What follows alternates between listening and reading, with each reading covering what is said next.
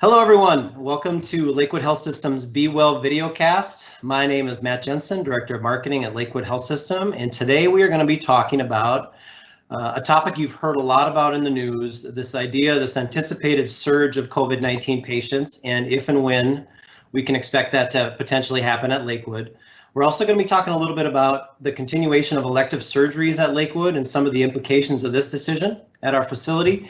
And then finally, we're going to be talking a little bit about, you've also heard a fair amount in the news about the financial impact that COVID-19 is having on not only Minnesota healthcare facilities and hospitals, but facilities across the country. And we want to talk a little bit about what that means for Lakewood in the short term, as well as also some of the long-term implications of that as well. And here joining me today to talk about all these things is a man who the last time we talked said he was in desperate need of a haircut.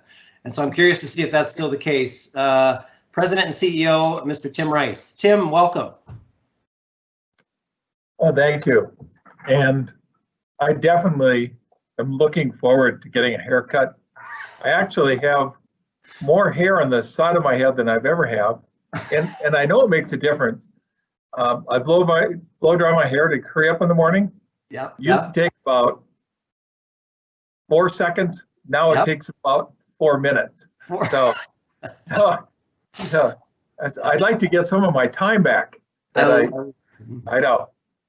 I love it. I'm at the point now where I could use a haircut myself. So I'm right there with you. I'm getting close, that's for sure. All right, so let me get to our first question here today, Tim. Thanks for joining me again. And starting off, just want to acknowledge, as you know as well, these are uneasy times for a lot of us as we continue to deal with COVID-19 in all different aspects of our lives. And the topic of conversation that you hear over and over again on a lot of different news mediums is this idea of a patient surge, not only in our own state, but across the country. Can you tell us what some of the latest models that you're hearing are telling us on if and when we could expect a surge at Lakewood? And then also speak to a little bit, if you could, about if you feel as though Lakewood is prepared to handle that surge. There sure is a lot of different models out there involving the surge. I've heard everything from this June, July, and other surges even looking at September. That's quite a variance in time. But actually, I'm kind of looking at it a little differently, that I think we got to look a little more long term. I've been reading different articles lately that, not to compare it to polio, but I don't think it's just because we have a surge, this is going to go away. And I think we got to look at it long term about how do we live with this? How do we look at it long term? How do we manage this in our society? And I think that whole process of how to learn to work with it, and will there be a vaccine at some point? But so yeah, there's a surge coming up, but I think for planning and everything, we have to look longer term. Yeah, the other question was, are we ready? And we have a hospital incident command team or system, and they've been working diligently. They've basically been meeting every day since the end of February to plan and prepare for the surge. And I had the opportunity to meet with that team just the other day, and I asked them, if I was asked that question, do you feel we're ready? And they said yes. So I think coming from the team that's working on it really does provide that affirmation, to share that message. All right, great information, Tim. Thank you for sharing that. Good answers on that question. And then I want to roll right into the next question, and that is around elective procedures and elective surgeries. As you know, we're ramping back up at Lakewood to continue those procedures. And one of the very reasons in the first place that the order was given by Governor Walz was this concern around having enough personal protective equipment, or PPE, for our staff on hand to be able to handle those COVID patients. Where do we stand now in terms of our supply of PPE? And then now that we are getting back into surgeries, what safeguards are we putting in place for our own staff to ensure them, as well as our patients, that we are going to do everything we can to keep those folks safe? In regards to PPE, I would say that, we're doing really well, but it's primarily due to our procurement staff. you know, every place has great people, and our staff themselves have just been doing a tremendous job of finding and getting access and getting the PPE, all the equipment that we need here, you know, and then also monitoring its usage, making sure based on different scenarios that you know, that we can keep people safe, but yet plan for the present, but also plan for the future. We also have been so fortunate, you know, regards to the public, have been making masks. So if you take a look at the personal protective equipment, not only what we have in store and on stock, but also the masks that have been made by the community have helped greatly. And I think that's led to allowing us to ensure safety of our employees and visitors coming in. We're doing screening, and so we have access to masks and everything that employees need, and also to the public. I guess regards into the surgery and the elective procedures, one of the things that we've also have improved on hand is our testing capabilities. We still don't have the capabilities just to test everyone, but anybody who has symptoms, we can do that testing prior to surgery. We're going to be testing all patients and making sure that they're safe, our employees are safe, and putting in place all the processes to be able to effectively care for patients if they desire to come in for surgery. Very reassuring. I think that's great. I know you've personally been involved in a lot of those conversations and getting surgery back up and running again. And that's our staff safety as well as the patients has always been a #1 priority. So thank you for that.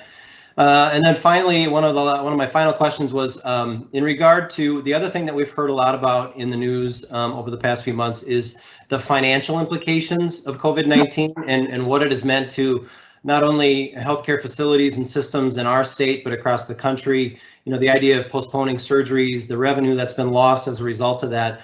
What has been the financial impact? Can you speak a little bit to Lakewood's situation, and what are some of the short-term implications of COVID-19, as well as sort of your long-term view and what it means for Lakewood long-term?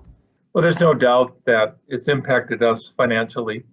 I think when we take a look at the financial impact, even though we're focusing on our own, we sure also appreciate every other business and organization that's going through the same thing.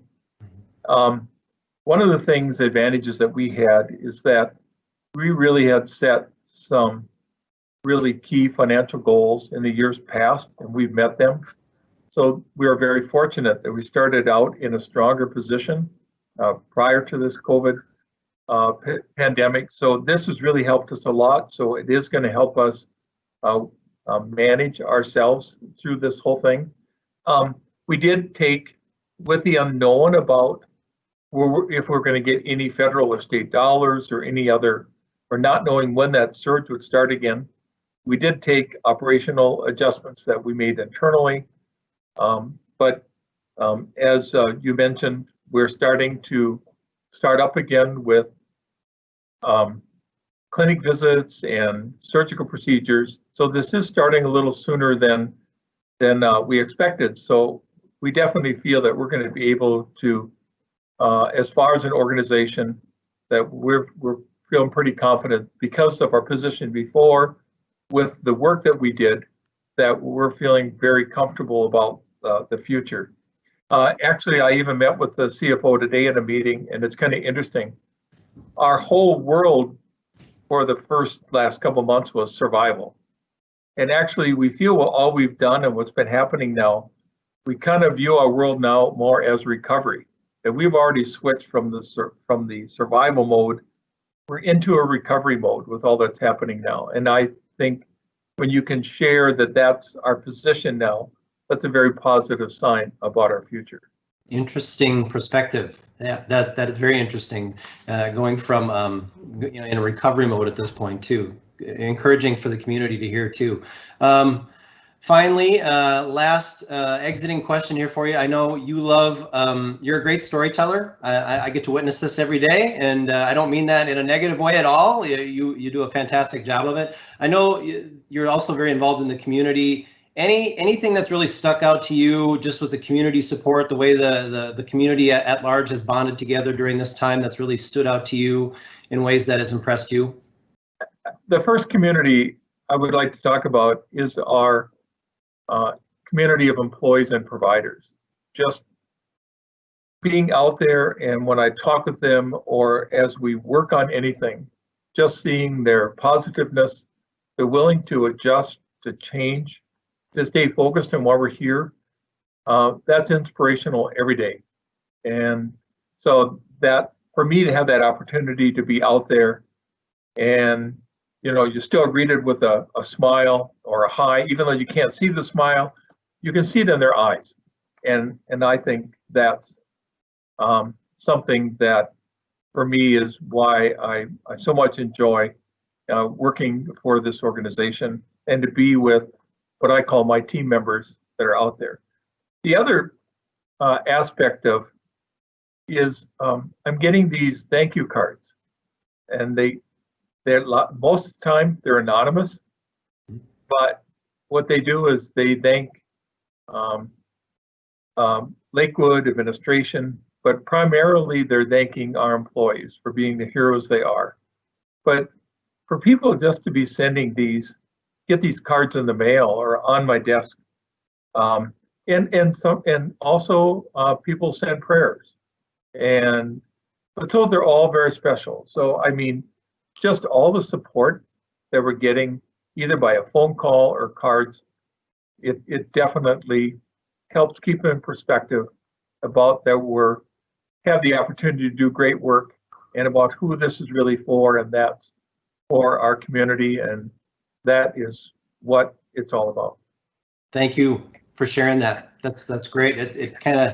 It feels great to know that you've got that support and you've got that team around you to make these difficult times a little bit easier. Well, with that, Tim, I want to thank you. I want to thank you for being with me today. I want to thank our listeners out there as well. I want everybody to stay safe and to be well and enjoy your rest of your day. And Tim, thank you again. Thank you.